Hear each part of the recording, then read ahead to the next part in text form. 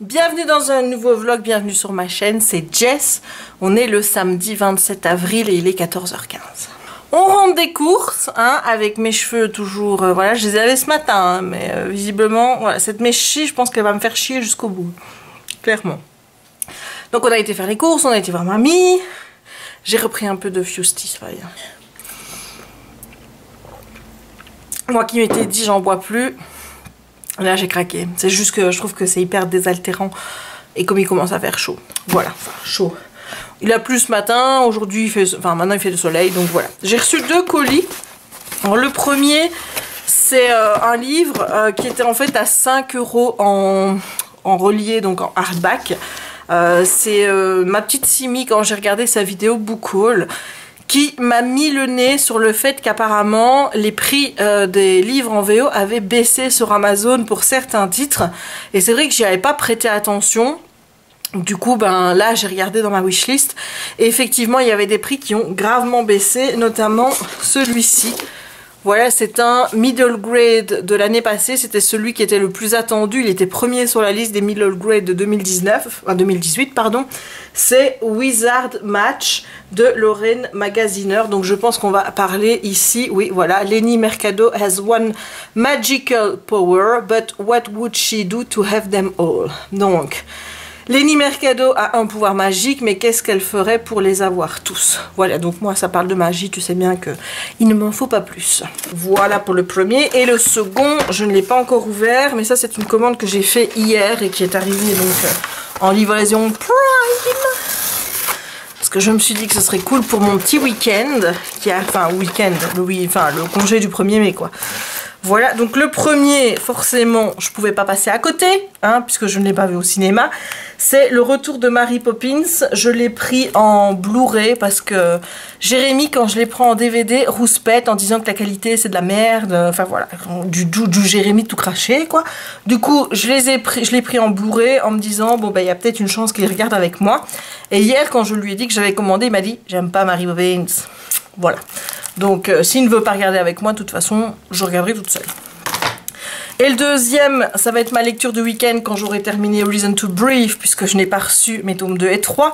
Donc je me suis pris une petite lecture en attendant, qui est donc le premier tome de cette saga, qui a été faite en film. C'est La prophétie de l'horloge. Voilà, je l'ai aussi pris en Blu-ray, histoire que, ben, voilà, s'il veut regarder avec moi, comme ça c'est fait. Donc j'ai pris 2 petits Blu-ray et un petit livre. Voilà pour les achats de maintenant.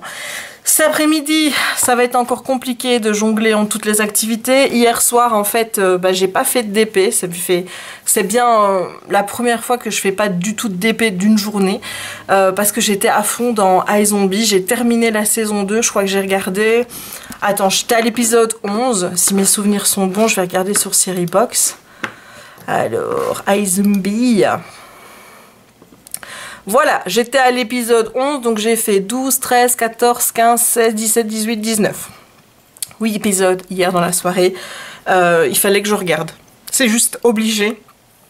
J'étais arrêtée donc à l'épisode 18 et vu la fin, je me suis dit non, faut que je regarde, faut que je vois ce qui va se passer. Les 3 derniers épisodes ont été assez, comment je vais dire, assez dans la tension. J'ai vraiment stressé pendant tous ces 3 épisodes, vraiment. Surtout le dernier, j'avais le casque, j'étais dans la chambre parce que Jérémy était à côté de moi, il regardait autre chose. Et j'étais en train de dire, mais non, pas ça. Et l'autre, il était là, oh, calme-toi. Voilà quoi. Donc j'ai fini cette saison 2 et je kiffe vraiment iZombie, c'est vraiment une de mes séries préférées. J'aime la dynamique en fait, j'aime les personnages. Je suis vraiment très fan du personnage de Ravi qui me fait vraiment beaucoup rire. J'aime beaucoup le personnage de Liv forcément. Et on a le Blaine, hein, qui est le personnage méchant, qui est joué par... Je ne sais plus comment il s'appelle. Je sais que c'est Sanders. Attends, je vais te dire ça tout de suite. C'est David Anders. Voilà, j'étais tout près. Et qui joue donc Blaine. Et lui, il n'y a rien à faire. C'est un méchant. Tu sais que ce mec est mauvais, mais tu peux pas t'empêcher de l'apprécier. Voilà, donc du coup, j'aime bien Blaine. Donc là, je vais commencer la saison 3. J'hésite à la démarrer maintenant parce que je me dis que si je regarde l'épisode maintenant, je vais enchaîner toute l'après-midi. Donc je vais quand même essayer de terminer Reason to Brief avant, et ensuite je passerai un ou deux épisodes de iZombie. J'aimerais bien faire un petit peu de DP aussi, et j'aimerais bien continuer le montage du vlog 130 que j'ai commencé hier à monter. C'est un vlog qui va être un peu, je vais pas dire chiant, mais c'était un vlog où j'ai beaucoup râlé. donc voilà, mais j'ai pas envie de l'enlever en même temps, je réfléchis pas mal. C'était vraiment au moment où j'avais reçu le commentaire sur le fait que mon discours, sur le fait que je voulais réduire mes déchets était contradictoire par rapport à mon mode de consommation, et que sur le moment ça m'avait tellement gavé, ça se ressent sur cette vidéo forcément, ça se ressent vraiment que j'avais les nerfs et les boules par rapport à ça. Donc je sais pas, là j'ai déjà monté cette partie là, je vais peut-être la revoir une fois pour voir s'il faut pas encore supprimer des choses pour pas que ce soit trop chiant pour vous. Donc voilà, ça va être le petit débrief de mon après-midi, et moi je te dis à tout à l'heure. Hey, on est dimanche, je sais pas quelle heure il doit être proche de midi, quelque chose comme ça. On est dimanche, je ne sais même plus quelle date, on doit être le 28, quelque chose comme ça. Voilà, j'avais hier soir enregistré ma chronique de Reason to Breathe et tout, mais j'étais pas très contente de la manière dont j'avais fait. Je me suis rendu compte que j'avais oublié, qu'il fallait peut-être que je fasse une partie spoiler et une partie non spoiler, donc du coup j'ai tout effacé et me revoilà. Donc là, on est là pour parler de cette petite bombe, de cette petite merveille, qui est, on va pas traîner le suspense, mon premier coup de cœur de l'année 2019. Voilà, quand même, hein, parce que ici, il a tardé à venir, hein, ce coup de cœur. En même temps, tu vas dire, Jess, t'as pas non plus lu énormément de bouquins depuis le début de l'année, et bah, tu as totalement raison. Voilà. Donc, Reason to Breathe, ma raison de vivre en français de Rebecca Donovan, qui est publié en français chez PKJ. Je te mettrai le lien en barre d'infos. Donc, je te mettrai le lien pour la VO et pour la VF. Comme ça, bah, si tu as envie de le lire dans l'une ou l'autre langue, tout te sera dans la barre d'infos. Alors, de quoi que ça cause? On est dans une type romance YA. Donc, on va suivre deux personnages. Le personnage de Emily Thomas, qu'on appelle Emma, qui a perdu, elle n'a pas perdu ses parents, son papa est décédé il y a plusieurs années, sa maman a des problèmes, et elle a préféré la laisser à son oncle, donc le frère de son papa, et à sa tante forcément. Donc Emily vit avec son oncle George et sa tante Carole, et on va dire que ça se passe pas spécialement bien, voilà. À l'école, Emma est une jeune fille qui est très réservée, très froide, très distante avec les autres. Elle a une seule amie qui s'appelle Sarah, et elle préfère que ça reste comme ça. Voilà, elle n'a pas envie de se mêler avec les gens, parce qu'elle a toujours peur que voilà, les gens qui deviennent trop proches posent trop de questions.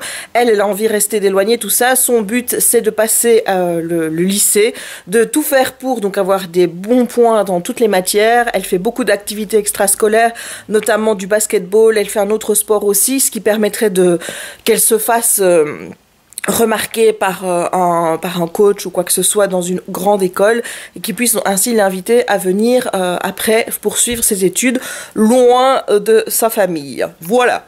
Elle s'occupe également du journal de l'école. Bref, toutes ces activités qui lui permettent d'avoir des extras pour montrer que c'est vraiment une élève assidue, mais également qui lui permettent de rester éloignée de la maison encore un peu plus. De l'autre côté, on a Evan qui débarque dans cette nouvelle école, qui a des parents qui voyagent beaucoup, donc de fait, il ne s'installe pas vraiment. Voilà, il voyage énormément. Là, il arrive dans cette ville, je ne saurais plus te dire le nom de la ville, je sais qu'on n'est pas loin de New York. Et Evan, il va tout de suite flasher sur Emma, il va trouver qu'elle est super intéressante, et cette manière qu'elle va avoir de le repousser tout le temps, eh bien, ça va de plus en plus l'attirer vers elle, et de fait, eh bien, ils vont devenir amis, et plus leur relation va avancer, plus évidemment les sentiments vont être là.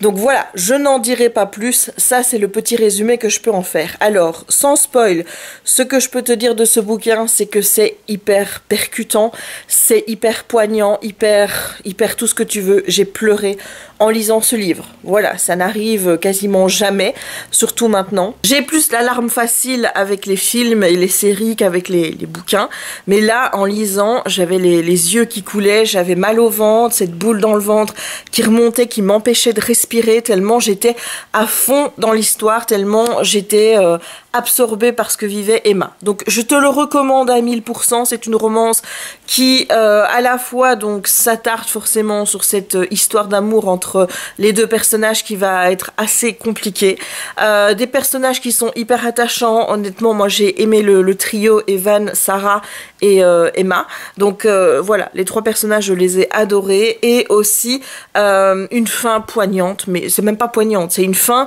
tu te demandes si l'auteur a un cœur de faire un cliffhanger de cette façon. Voilà, donc c'est vraiment... Cette fin, c'est horrible parce que tu as envie de lire le tome 2, que je n'ai toujours pas, hein, puisqu'il n'est pas arrivé avec la poste, donc soit lundi, soit mardi. J'espère qu'on ne me fera pas attendre jeudi pour avoir mon livre, parce qu'alors là, je crois que je pourrais péter en plomb. Mais vraiment, c'est une fin qui j'ai jamais vu des cliffhangers aussi horribles que celui-là. Ça parle aussi d'un sujet très important. Je peux pas le mentionner ici parce que tu vois, moi, quand je suis rentrée dans le bouquin, je savais de quoi ça s'agissait, mais pas vraiment dans le, comment je vais dire, pas dans les détails. Voilà, j'avais je savais qu'il se passait des choses par rapport à Emma, mais je ne savais pas dans quel contexte, et j'ai apprécié le découvrir. Donc toi qui n'as pas lu le livre, je ne vais rien te dire à ce stade-ci, et j'en parlerai dans la partie avec spoiler. Voilà, donc si tu ne l'as pas lu, que tu aimes les romances YA avec un sujet un peu plus grave en fond, je te le recommande vraiment. C'est hyper bien fait, c'est bien écrit, c'est à la première personne, donc forcément on arrive vraiment à se plonger dans la tête d'Emma et à vivre l'histoire à fond avec elle et à ressentir ce qu'elle ressent. Donc voilà, je ne peux que te le conseiller. Maintenant on va passer à la partie avec les spoilers, donc je vais mettre le petit spoilers ici, et quand il sera plus là, ça veut dire que tu peux reprendre le visionnage normal de ta vidéo. Alors, je ne m'attendais pas à ce sujet développé de cette façon-là. C'est-à-dire que je savais qu'il était question de coups portés sur Emma, je savais que, voilà, mais j'étais persuadée que c'était dans l'histoire d'amour que les coups étaient portés. Voilà, je pensais qu'elle était dans une relation d'amour malsaine avec quelqu'un qui l'a frappée.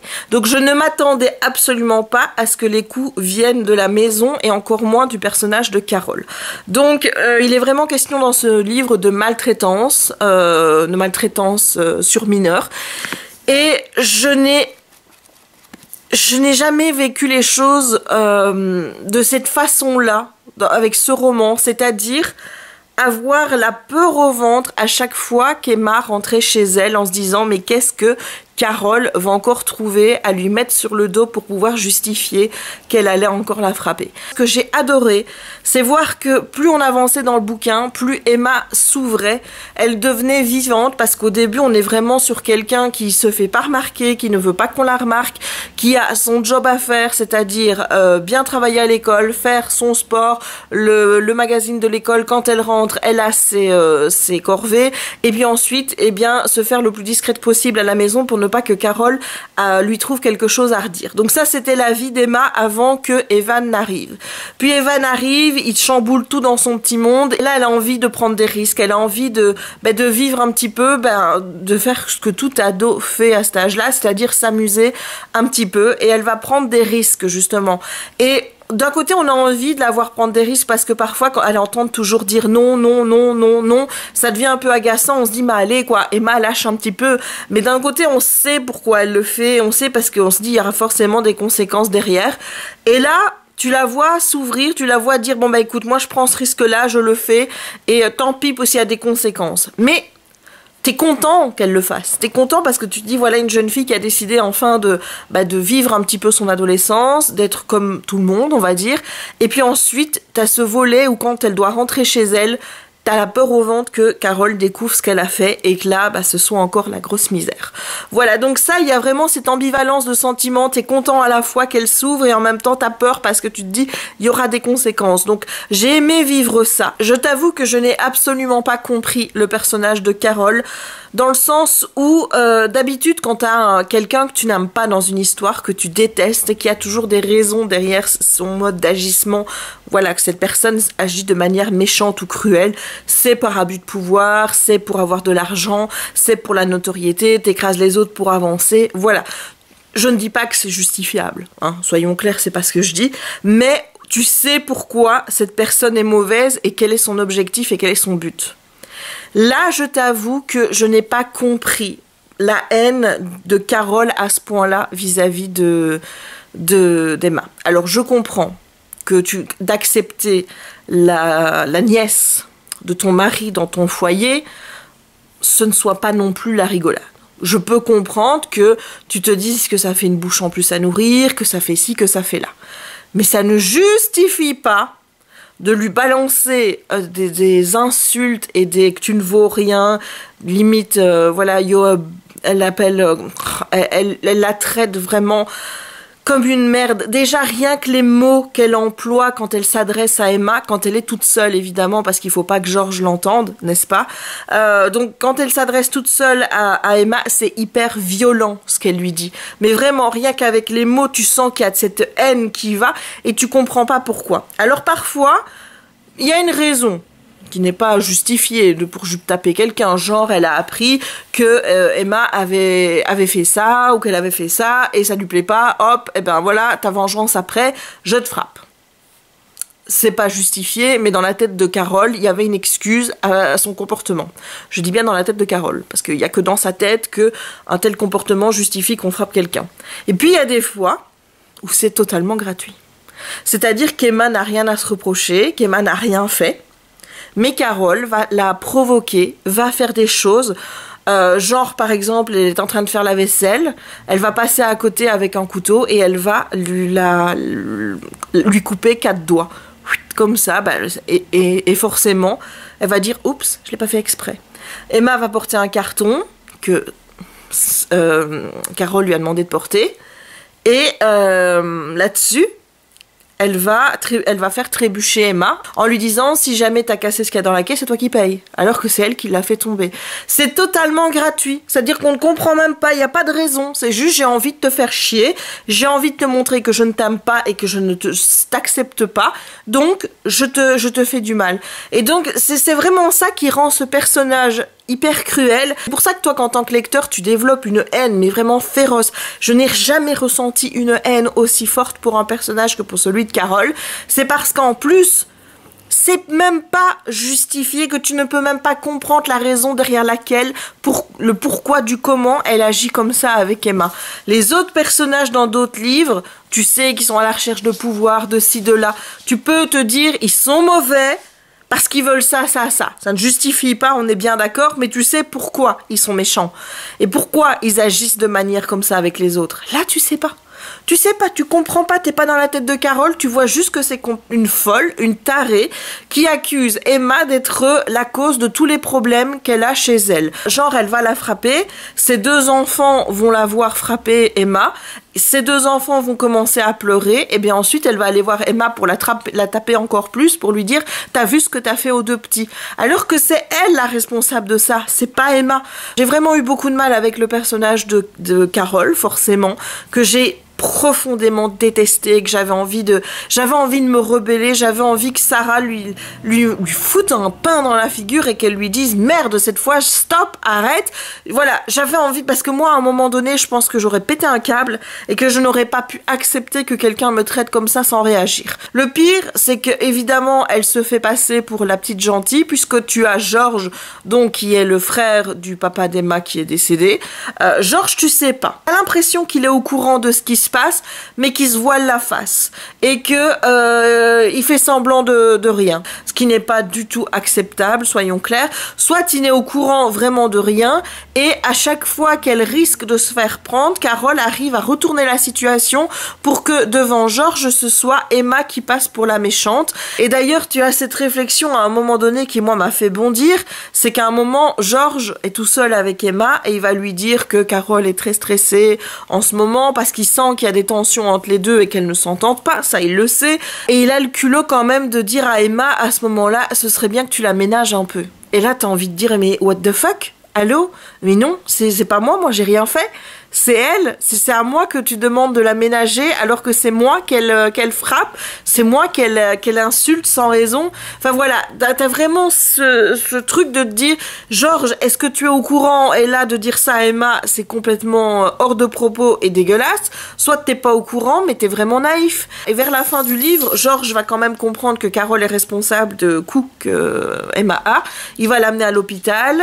Et ensuite, quand ils vont rentrer, ils vont dire Carole est partie chez sa mère pendant quelques jours. Ce serait quand même bien que vous fassiez le nécessaire pour apprendre à vivre ensemble. Encore une fois, en pensant qu'Emma a une part de responsabilité dans ce que Carole lui fait subir.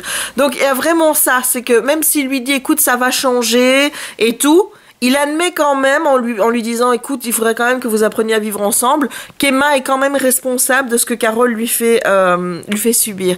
Donc le personnage de Georges, on sait pas ce qu'il sait. À la fin il sait. À la fin c'est clair que dans les dernières pages il s'en rend compte puisque voilà vis-à-vis d'Emma il va quand même avoir une attitude un peu plus correcte, on va dire. Enfin je dis un peu plus. Tout est relatif, mais au début, on ne sait pas. On ne sait pas s'il est au courant, s'il est juste au courant que les deux ne s'entendent pas, mais à ce moment-là, il y met souvent Emma étant la responsable des tensions qu'il y a entre les deux. Je ne sais pas. J'ai du mal, on verra bien un petit peu dans la suite. Et là, tu vas te dire, mais Jess, pourquoi est-ce qu'à aucun moment, Emma ne dit rien? Et je t'avoue qu'à plusieurs moments dans le bouquin, je me suis dit, mais putain, Emma parle. Et tu pourrais te dire que c'est agaçant de voir qu'elle ne dit rien, qu'elle se laisse faire, qu'elle reste dans le silence, qu'elle ne veut pas en parler avec Sarah, que Evan, qui commence à se douter que quelque chose ne va pas dans la maison, dans la famille de Emma, commence à lui poser des questions et qu'elle ne veut pas se confier à lui. Et que tu te dis, mais pourquoi elle ne dit rien? Et tu le sais parce qu'Emma te le dit. Et d'un côté, t'as envie de dire, mais putain, Emma, il faut que ça s'arrête. Il faut que tu dises ce qui se passe parce que, à un moment donné, ça pourrait encore aller beaucoup plus loin. Et d'un autre côté, quand elle te dit qu'elle ne veut pas que ce qui se passe ait des répercussions pour ses deux cousins et qu'elle ne veut pas que gâcher leur vie en quelque sorte en les privant de leurs parents si elle allait parler en disant qu'elle était maltraitée, puisqu'on pourrait très bien dire si on maltraite Emma qui dit qu'on ferait pas pareil sur les deux autres et donc on leur retirerait leurs enfants. Elle fait ça pour les petits. Donc tu comprends ses motivations, tu comprends son choix au silence, tu te dis oui elle ne veut pas en parler à Sarah parce que Sarah est au courant grossièrement de ce qui se passe mais pas des détails. Sarah à un moment donné n'en peut plus, Sarah a envie de parler, elles vont même se disputer à cause de ça. Et elle me dit si Evan est au courant ça va être pareil. Il y a des gens dans son entourage à l'école qui commencent à comprendre qu'il y a quelque chose qui se passe parce que bon ils voient quand même Emma qui est quand même quelqu'un qui on va pas dire qui tombe tout le temps, qui est clumsy hein, et qu'elle s'amène toujours avec des blessures en disant je suis tombée, j'ai fait ça, alors qu'à l'école, pas du tout, forcément ça va quand même alerter aussi des gens qui vont se dire il se passe quelque chose et elle ne dit rien, elle ne veut pas mêler les autres à cette histoire en disant je vais réussir à surmonter ça et en disant à ses amis si jamais on arrive à un point de non-retour, je vous préviendrai, mais elle te dit après ouais non je le ferai pas. Voilà, donc t'es révolté contre ça. T'es hyper frustré de voir que Carole s'en sort à chaque fois avec les honneurs, hein, on va dire, puisque généralement quand George arrive, c'est toujours finalement Emma qui se fait engueuler et elle ressort comme avec son petit sourire en disant voilà j'ai atteint ce que je voulais. Et d'un autre côté, tu comprends son choix de ne pas vouloir qu'il y ait des conséquences pour ses deux petits cousins. Voilà, elle n'a pas envie de les mêler à ça, c'est compréhensible et c'est très noble de sa part, mais ça reste un récit très dur. Je vais pas te dire non plus que je suis d'accord avec toutes les décisions qu'a pris Emma dans le bouquin. Vis-à-vis d'Evan, c'est vrai que c'est très compliqué parce qu'on sent qu'elle est très attirée par lui, qu'elle est amoureuse et tout, mais qu'elle ne veut pas y aller parce qu'elle se dit si jamais je mêle trop Evan, si je le laisse entrer trop dans ma vie, ça va poser des problèmes. Hein, soit Carole va se rendre compte de quelque chose, soit lui va vraiment se rendre compte qu'il se passe quelque chose dans la maison et va vouloir intervenir. Donc, et elle va prendre des décisions qui sont parfois, voilà. Enfin, moi, je t'avoue que le cas Drew, ça m'a vraiment mis en colère parce que je me suis dit, tiens, quelle différence il y a. Je pense que la différence, cela dit, entre les deux, c'est qu'avec Evan, elle arrive pas à cacher les choses. À un moment donné, il arrive à percer et le fait qu'elle ne veuille pas lui parler, lui faire confiance pour lui dire ce qui se passe, bah, ça me fait des tensions entre les deux. Tandis qu'avec Drew, la relation reste hyper superficielle dans le sens où il parle de choses et d'autres, mais jamais de la vie privée d'Emma. Jamais, voilà. Ça rentre pas dans les détails, ce qui fait que Drew ne rentre pas dans son intimité. Lui, ce qui l'intéresse au final, c'est de l'embrasser, passer du temps avec elle, de coucher avec elle aussi, mais ça va pas plus loin, il essaye pas vraiment de la connaître au point de comprendre pourquoi elle réagit comme ça, pourquoi ce que ci, pourquoi ce que là, contrairement à ce que fait Evan. Donc je peux comprendre que la relation avec Drew soit plus facile et que de fait elle se soit réfugiée là-dedans, mais moi j'ai pas apprécié forcément parce que je me dis quand t'aimes quelqu'un autant qu'on sait qu'elle aime Evan, c'est compliqué de la voir avec Drew après. J'ai regardé un petit peu les commentaires sur Livre Addict. Globalement, il y a beaucoup de coups de cœur comme moi. Maintenant, j'ai vu des gens qui rouspétaient aussi, enfin pas rouspétaient, mais qui disaient que pour eux, le côté maltraitance n'avait pas été assez développé et qu'on passait plus de temps finalement sur la romance. Moi, ça m'a pas dérangé. C'est-à-dire que je n'ai pas vraiment de critique à faire par rapport à ce bouquin, de choses où je vais te dire ça, j'ai pas aimé. Voilà, c'est juste que parfois il y a des petites choses dans le comportement d'Emma, comme je t'ai dit avec Drew, j'arrive à comprendre pourquoi elle réagit comme ça, mais j'aurais préféré qu'elle ne le fasse pas. Voilà, tout simplement. Mais ça ne m'a pas dérangé parce que je trouve que déjà les scènes de violence et de maltraitance envers Emma sont tellement fortes. C'est-à-dire que c'est vraiment une escalade. Ça monte jusqu'à la dernière scène du tome 1. Donc le cliffhanger de la fin où là tu te dis mais mon Dieu, oh là là, comment je vais faire pour survivre alors que je n'ai pas le tome 2 pour voir que finalement tout se passe bien. Hein, ça va crescendo. J'ai trouvé qu'elles étaient tellement fortes, ces scènes, dans la manière où elles étaient racontées, c'est-à-dire qu'on voit vraiment la violence, la haine de Carole qui se déchaîne sur Emma, que je n'avais pas besoin que ce soit plus élaboré ailleurs. C'est-à-dire que à la fin, on a l'école qui s'en mêle en disant « Écoute Emma, on pense qu'il y a quelque chose qui ne va pas, t'es toujours avec des blessures, on ne te croit pas quand tu dis que tu tombes, etc. parce que tu n'es pas quelqu'un de maladroit. Donc on aimerait bien que tu nous dises ce qui se passe. » Ils vont même aller jusqu'à accuser Evan, enfin... Voilà, et elle ne dit rien, elle reste entêtée. Je pense que ça va être un sujet qui pourra encore être plus développé dans les tomes suivants, mais moi ça ne m'a pas dérangé que ça en reste à ce niveau-là parce que c'était déjà assez violent comme ça. Il y avait cette escalade au niveau de Carole qui devenait de plus en plus violente et pour des choses sans queue ni tête, parfois même par juste gratuité d'être méchante. Donc je n'avais pas besoin qu'il y en ait plus. Maintenant, c'est vrai que tu as envie de voir cette maltraitance punie, forcément, mais je pense pas que ça puisse arriver dans ce tome 1. Il y a 2 tomes qui suivent, donc voilà, il faut bien que ça suive. Donc moi, ça me gêne pas. Ce que j'ai aimé, c'est qu'il y ait une reconnaissance de George aussi à la fin du roman, en se disant, ben voilà, je te promets que les choses vont changer. Il sent vraiment qu'Emma est à un point de non-retour et que si jamais les choses ne change pas, elle pourrait se barrer, clairement. Le fait que l'école s'en mêle, qu'il remarque que quelque chose ne va pas, pour moi, ça va vraiment dans la continuité de se dire, tiens, on développe ce sujet, mais on a encore des choses à dire et on les dira dans les tomes suivants. En tout cas, j'espère vraiment que ce sujet sera toujours abordé dans les tomes suivants et que on va pas y faire fi. Maintenant, je pense que t'as 2 tomes, je vois pas comment tu peux passer outre ce sujet en ayant développé ça dans le premier. Est-ce que la romance prend beaucoup de place? Honnêtement, Oui, mais ça me gêne pas. Pourquoi? Parce que tu sens vraiment que la relation qui se construit entre Evan et Emma, déjà c'est quelque chose de très progressif, c'est quelque chose qui est très très très très lent. Ça arrive vraiment à la toute fin du roman, mais tu sens qu'il y a des sentiments entre eux dès le premier jour qui se plaisent mutuellement et tout. Mais moi j'ai aimé voir ça parce que j'ai vu que c'était cette relation qui était en train de donner cette petite étincelle de vie à Emma qu'elle n'avait pas avant. Donc voilà, moi j'ai aimé la manière dont l'auteur a développé l'histoire. C'est vrai qu'il y a des passages qui étaient assez descriptifs, genre quand elle va dans une pièce, quand elle va chez quelqu'un dans le monde d'Evan, puisque ce sont des gens, aussi bien Sarah d'ailleurs, c'est pas le même milieu social, ce sont des gens qui sont très aisés au niveau finance, qui ont de l'argent, etc. Donc de fait, ça ne correspond pas au milieu social dans lequel Emma baigne, et donc elle se passe son temps à te dire comment est la table, comment sont les murs, comment est le chandelier, etc.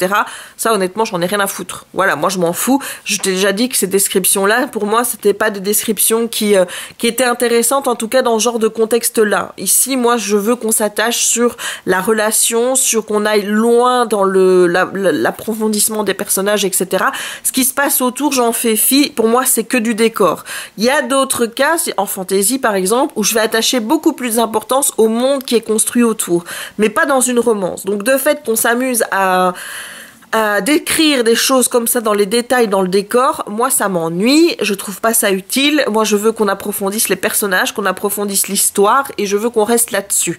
Voilà, donc ça c'est peut-être le petit truc qui est en négatif par rapport au roman, mais le reste j'ai vraiment adoré. J'ai pleuré, j'ai été frustrée, j'ai été en colère, j'ai eu peur, j'ai ressenti vraiment un panel important d'émotions en lisant ce roman, et cette fin. Bon Dieu, cette fin. Bon, je t'avoue que je l'avais lu avant. C'est-à-dire que 100 pages avant la fin, ou même 150, quand j'ai vu que ça sentait un peu le bouillon entre Evan et comment je vais dire, et Emma, il a fallu que j'aille me rassurer. Autant te dire que voir les dernières pages du livre ne m'ont pas rassurée du tout. Voilà, donc j'étais là, j'ai vu, bon, j'ai dit, ah, ça va, Evan est toujours là dans la suite, il n'y a pas de problème. Mais c'est vrai que j'ai lu la fin, je me suis dit, mon Dieu, si je n'ai pas le tome 2, quand j'ai fini ce tome 1, mais qu'est-ce que je vais faire de ma vie? Vraiment, la fin est juste horrible, c'est horrible. Et donc j'étais là, les derniers jours, j'ai pris mon temps pour lire. Je lisais vraiment 50 pages, 10 pages, tu vois. J'avais pas envie d'arriver à la fin parce que je me suis dit, mais qu'est-ce que je vais faire de ma vie après tant que j'aurai pas le tome 2? Et finalement, j'ai terminé hier, donc maintenant je connais les circonstances qui ont amené à ce final. J'en suis toujours à me dire, mais qu'est-ce qui va se passer dans le tome 2, hein? Est-ce que...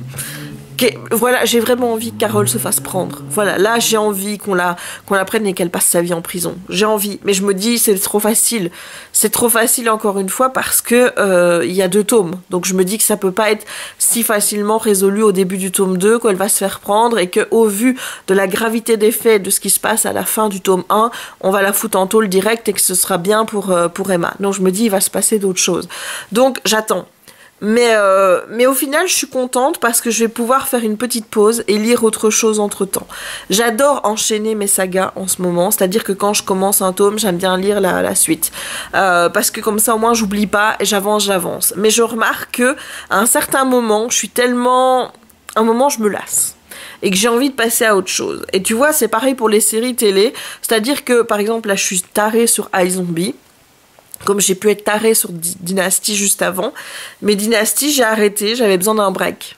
Parce que de voir tout le temps la même chose, voilà. Bon, là, je suis à la saison 3 de iZombie. J'ai toujours pas envie d'arrêter, mais je sais qu'à la fin de la saison 3, il n'y a plus de iZombie sur Netflix. Donc, je me dis, voilà, je vais me forcer à attendre, pas spécialement essayer de trouver la suite, parce que je me dis, à un moment, j'aime bien de faire aussi une pause pour ne pas me dégoûter et être lassée de toujours les mêmes personnages, la même histoire et tout.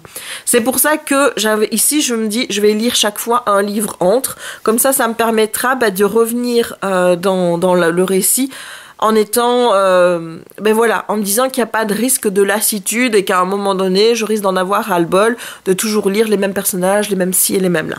Voilà, donc c'est pas plus mal, je me suis prévu un petit livre pour suivre, donc je vais te le montrer tout de suite, que je n'ai pas encore commencé d'ailleurs. Et petite chose que je voulais aussi te dire, pour être vraiment très complète, c'est que je trouve que l'histoire est vraiment bien faite dans le sens où je m'étais dit, depuis un petit moment, je l'avais même dit à ma sœur, j'ai dit, je crois que son prof, enfin son coach de basketball va se rendre compte qu'il se passe quelque chose et va alerter les autorités qu'il y a un risque de maltraitance. C'est ce que je m'étais dit. Vraiment. Je m'étais dit, voilà, il va y avoir un trigger, quelque chose qui va faire que les choses vont devoir changer. Et effectivement, il y a eu cette rencontre à l'école où Emma a été convoquée avec tous ses profs qui disent écoute, il se passe quelque chose, mais le trigger va venir de George. C'est-à-dire que de voir que c'est lui qui va prendre les choses en main et se rendre compte en commençant à éloigner Carol de Emma, et ben je me suis dit voilà. Donc il n'y a pas encore forcément les services de l'aide à l'enfance, tous ces machins-là ne sont pas impliqués, alors que je pensais vraiment qu'il y aurait quelque chose de ce genre-là pour qu'en fait Carol réagisse aussi violemment à la fin du roman. Je me dis il faut quelque chose de fort, donc j'étais persuadée que on allait alerter les services de l'enfance et dire il se passe quelque chose pour Emma dans sa famille, et non. Et là en fait le trigger de ce qui se passe, ça vient de George. C'est lui qui va mettre un petit peu le holà avec Carol. Ils vont se disputer d'ailleurs, donc voilà, je me doutais qu'il allait se passer quelque chose, j'avais un début de réponse, mais finalement tu vois, je peux même pas te dire que le roman est assez prévisible parce que ce que j'avais prévu c'est pas du tout passé comme je pensais que ça allait se passer.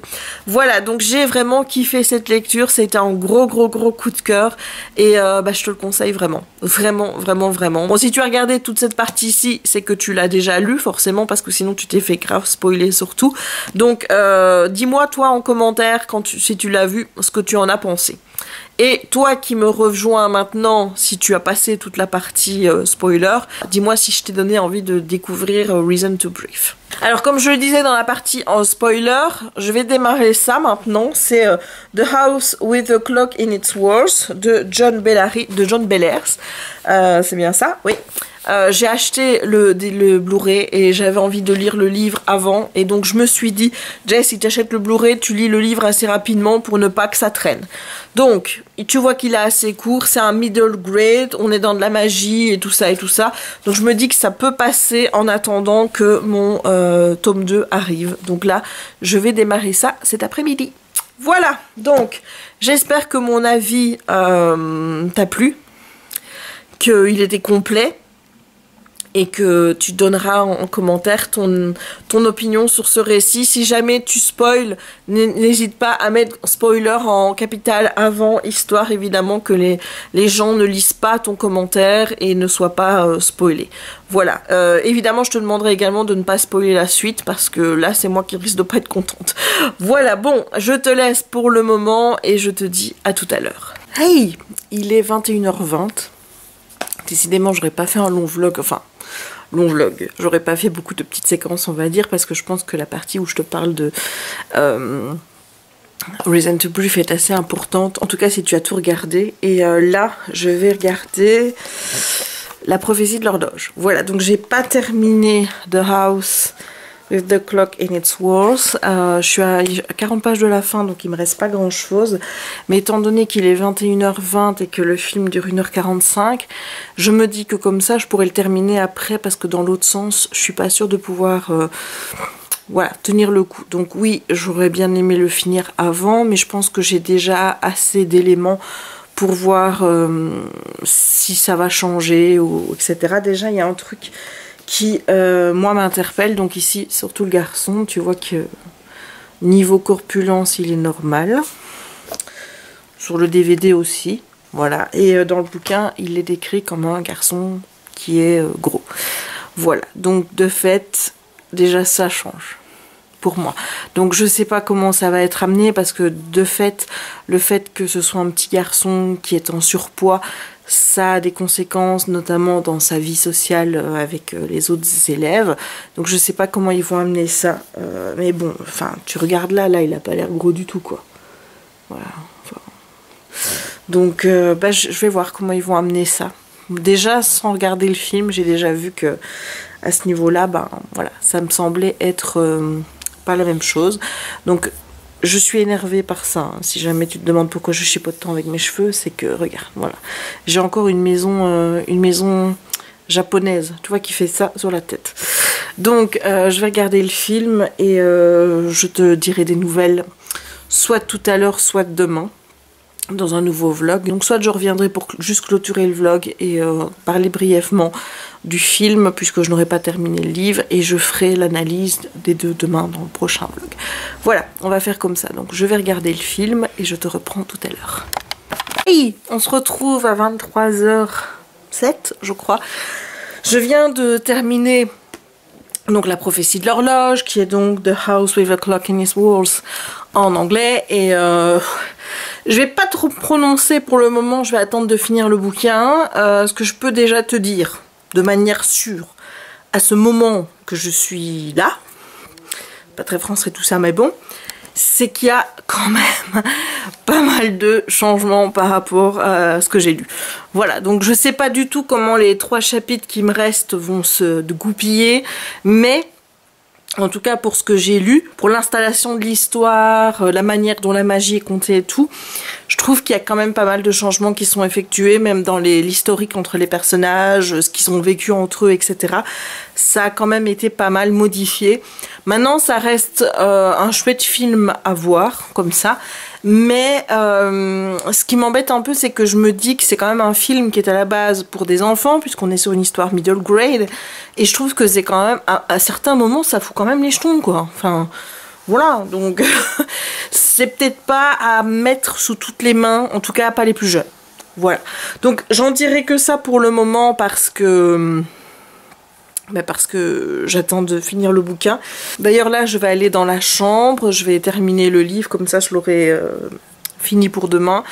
Et je croise les doigts pour que le facteur m'apporte mon, mon deuxième tome de Breathing. Voilà, parce que j'ai clairement envie de lire la suite, donc si je l'ai pas demain, il va falloir que je... Bon, de toute façon, demain soir, c'est pas encore à la limite trop grave, puisque j'aurai pas beaucoup le temps de lire, sachant que demain soir, il y a Top Chef.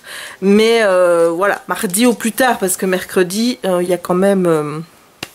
mercredi, c'est férié, donc le facteur ne passera pas. Donc j'aimerais quand même bien la voir la première moitié de la semaine, si c'est possible. Parce que sinon, je sais pas ce que je vais faire. Moi, je peux pas lire un petit livre comme ça tous les jours, c'est pas possible. C'est d'ailleurs assez rare que j'arrive à lire autant en une journée. Mais là, voilà, j'avais vraiment envie de lire le livre parce que je me suis dit, bon, t'as acheté le DVD. Il ne s'agit pas de laisser traîner les deux, un dans ma bibliothèque, l'autre dans ma DVD-thèque. Donc là, j'étais quand même assez satisfaite de pouvoir le lire assez rapidement. Et je l'ai acheté pas si tard que ça, puisque je l'ai acheté en octobre. Voilà, quand j'étais à Londres.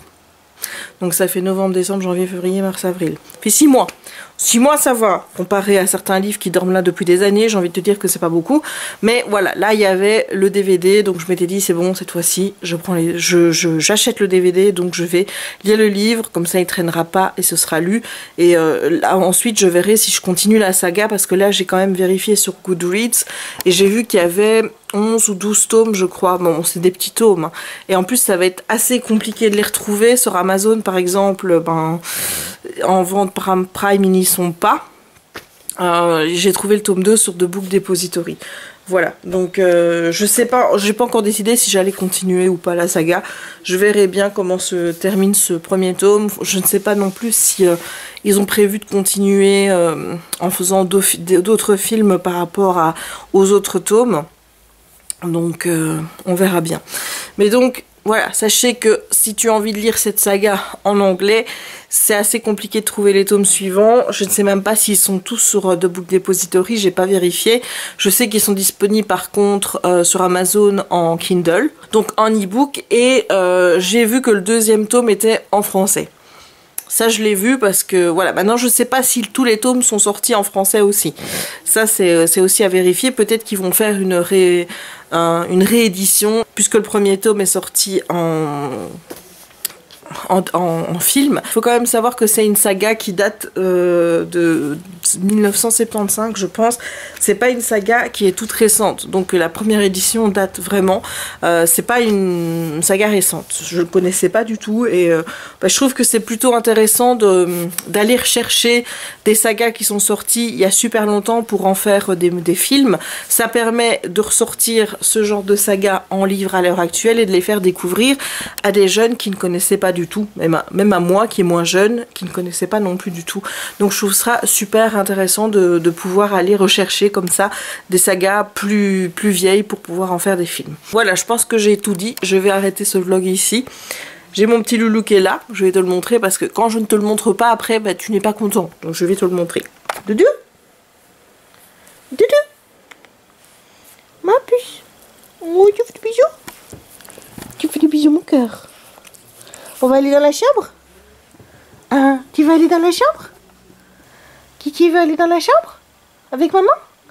On va aller faire dodo dans la chambre?